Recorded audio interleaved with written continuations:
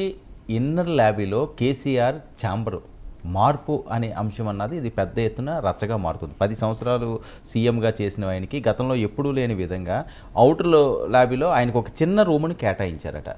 So దీన్ని BRS ఎమ్మెల్యేలందరూ కూడా తప్పుపడుతున్నారు, గవర్నర్కి ఫిర్యాదు చేశారు. అంటే ఏంటి కక్ష సాధింపు చర్య, ఆయన అవమానించడమా? ఒకటైతే నిజమండి, ముఖ్యమంత్రి రేవంత్ రెడ్డి ఆయన మంత్రులు కేసీఆర్ ఏదో పెద్ద కాదు, కేసీఆర్ను మేము వీలైనంత తక్కువ చేయగలుగుతాము, కేసీఆర్ను మేమేం కేర్ చేయము, వీ డోంట్ కేర్ కేసీఆర్, లేదా we teach a lesson to KCR అనేది ఎస్టాబ్లిష్ చేయాలని చాలా గట్టిగా ప్రయత్నిస్తున్నారు. ఏ సమస్య వచ్చినా వాడు అటువంటి యాటిట్యూడే తీసుకుంటున్నారు. ఇంకా ముందు రేపు నల్గొండలో యుద్ధం జరుగుతుంది. బహుశా ఇద్దరు సభలు అక్కడే అనౌన్స్ చేశారు. కృష్ణా జలాల మీద కేసీఆర్, మంత్రులకు సంబంధించి ఎంపీ అభ్యర్థుల ప్రకటనకు రేవంత్ కూడా ప్రియాంక గాంధీ వస్తారు, ఇవి అంటున్నారు. ఈ లోపల ఇది జరుగుతుంది. ఒకటైతే నిజమండి, పార్లమెంటరీ సాంప్రదాయాలు, అసెంబ్లీ సాంప్రదాయాల ప్రకారం ఎలా ఉంటే అలా చేయాలని నేను చెప్తాను. వాటిని తగ్గించడం అనేది ఎవరికి కూడా అనవసరమైన విషయం. ఇది రిస్క్ అవాంఛనీయం కూడా. ఎవరికైనా సరే డెమోక్రసీలో ఈరోజు ఒకరు ప్రతిపక్షంలో ఉంటారు, రేపు ఇంకొకరు ఉంటారు. ఒక 2 నెలల కిందట కేసీఆర్కి ఉంది. అప్పుడు ఉదాహరణకు ఆయన సచివాలయంలోకి రానివ్వడం లేదు, లేదా ఇట్లాంటివన్నీ విమర్శ చేశాం కదా మనం. ప్రతిపక్షాన్ని గౌరవించాలని ఆ ప్రిన్సిపల్ ఇప్పటికి కూడా వర్తిస్తుంది కదా. అయితే ప్రభుత్వ వివరణ ఏమవుతుందో కూడా మనం చూడాల్సి ఉంటుంది. ఏదైనా పెద్ద ప్రతిపక్షం అండి, అది 39-40 స్థానాలు ఉన్న ప్రతిపక్షం, అది మామూలు చిన్న పార్టీ కూడా కాదు.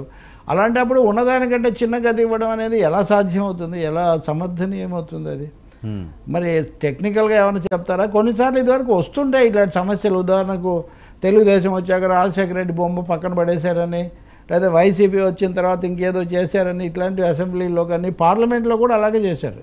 మోదీ వచ్చిన తర్వాత చాలా వరకు ప్రతిపక్షాల ఛాంబర్లు వీటిలో చాలా తేడాలు చేశారు. డెమోక్రటిక్ స్పిరిట్తో ఉండాలండి ఇట్లాంటి వాటిలో. డెమోక్రటిక్ స్పిరిట్, సాధారణమైన మర్యాదలు, హుందాతనం పాటించడం అనేది చాలా అవసరం.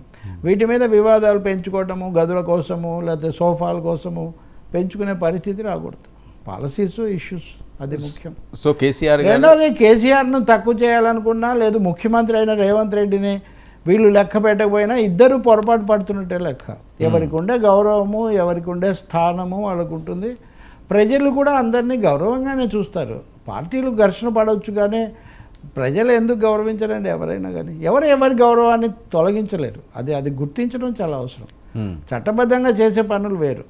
చట్టబద్ధంగా ఒక విచారణ చేస్తాము లేకపోతే గతం మీద అంటే అది మీరు చేసుకోవచ్చు, కానీ ఏదో వ్యక్తిత్వాన్ని తగ్గిస్తామనుకుంటే ఎవరి వ్యక్తిత్వాన్ని, ఎవరి స్థానాన్ని ఎవ్వరు ఏమీ చెయ్యలేరు. అలాంటివన్నీ కొన్నిసార్లు బెడిసి కొట్టే అవకాశం కూడా ఉంటుంది. కొన్నిసార్లు సింపతి కూడా తెచ్చిపెట్టే అవకాశం ఉంటుంది.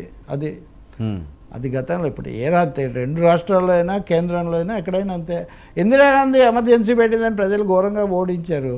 ఆ తర్వాత వచ్చిన వాళ్ళు షా కమిషన్ నివేదిక వాటి ప్రకారం చర్యలు తీసుకునే బదులు ఆమెనే గెస్ట్ హౌస్ రూమ్ కూడా ఆమెకి ఇవ్వకుండా, లేకపోతే చిన్న జీపుల కోసం ఏదో చేసిందని చర్య తీసుకున్నారు. ఏమైంది? ఇందిరాగాంధీ మళ్ళీ ఒక 20 నెలల్లోనే ఆమె మీద సింపతి అదంతా కూడా పెరిగి 3 ఏళ్లలో ఆమె తిరిగి మళ్ళీ అధికారంలోకి వచ్చేసారు, బౌన్స్డ్ బ్యాక్. సో ఎప్పుడైనా కానీ వెంజన్స్, కక్ష సాధింపు చేస్తున్నారు అనే భావం ప్రజల్లో కలిగితే మటుకు అది సానుభూతి రూపంలోకి వచ్చేస్తుంది. అంటే డెమోక్రటిక్ స్పిరిట్ ఇక్కడ చాలా ముఖ్యం.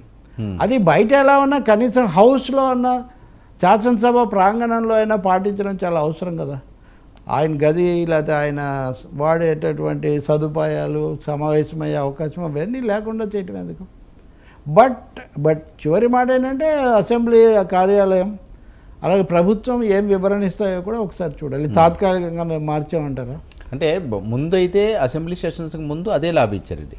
సో ఇప్పుడు సడన్గా ఆల్ ఆఫ్ సడన్గా చేంజ్ చేశారు అన్నది ఇది ఖచ్చితంగా కుట్రకోణమే. గతం నుంచి కూడా అదే ఉంటున్నదట. నేను చెప్తున్నా కదా, అంటే వీ డోంట్ కేర్ కేసీఆర్ అనే ఒక మెసేజ్ ఇవ్వాలనేది. ఎన్నికల్లో వీ డోంట్ కేర్ అని రాజకీయంగా మీరు అనొచ్చు, కానీ ఒక మనిషిగా, ఒక వ్యక్తిగా, ఒక నాయకుడుగా, అలాగే ప్రతిపక్ష నాయకుడుగా, సుదీర్ఘకాలం ముఖ్యమంత్రిగా ఆయన